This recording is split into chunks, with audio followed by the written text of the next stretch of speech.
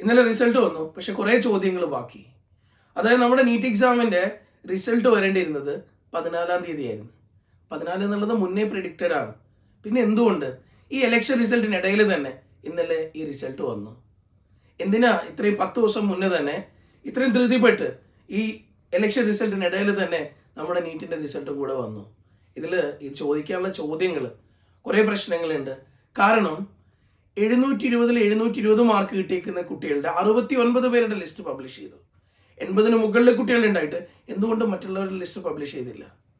ഇതിൽ തന്നെ 64 മുതൽ 69 വരെ റാങ്കിൽ വന്നേക്കുന്ന കുട്ടികൾ ഒരേ സെൻറ്ററിന്, ഹരിയാനയിലുള്ള ഒരേ സെൻറ്ററിൽ നിന്ന് തന്നെ എക്സാം എഴുതിയവർ.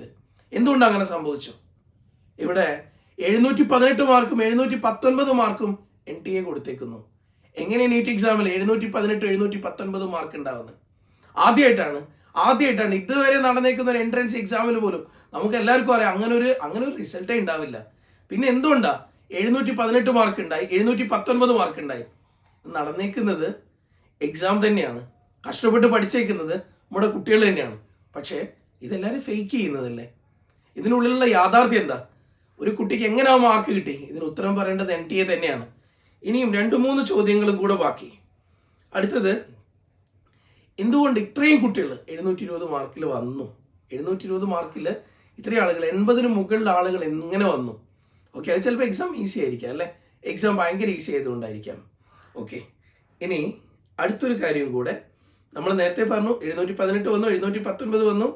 ഇതിനൊക്കെ മുന്നേ തുടക്കത്തിൽ ഇടയ്ക്കൊക്കെ ഇങ്ങനെ വല്ലാതെ നമ്മൾ പറഞ്ഞു കേട്ടിരുന്നു നമ്മുടെ എക്സാം പേപ്പർ ലീക്ക് ആയിട്ടുണ്ടായിരുന്നു. എന്തുകൊണ്ട് ഇതിന് ഒരു പ്രോപ്പറായിട്ടുള്ള ക്ലാരിഫിക്കേഷൻ NTA സൈഡിൽ നിന്ന് ഉണ്ടായില്ല? ഈ ചോദ്യങ്ങളെല്ലാം തന്നെ ചോദ്യങ്ങളായി തന്നെ നിൽക്കുകയാണ്. ഇതിനൊന്നും ഉത്തരങ്ങൾ NTA തന്നിട്ടില്ല. കഷ്ടപ്പെട്ട് പഠിച്ച കുട്ടികൾ, ചില ആളുകളൊക്കെ വിഷമിച്ചുകൊണ്ടിരിക്കുന്നത്. ഈ ഇത്രയും കാര്യങ്ങൾക്ക് നമുക്കും കിട്ടണം ഉത്തരം. ഇത് തരാൻ ഒരാൾക്കേ പറ്റൂ, NTA മാത്രം.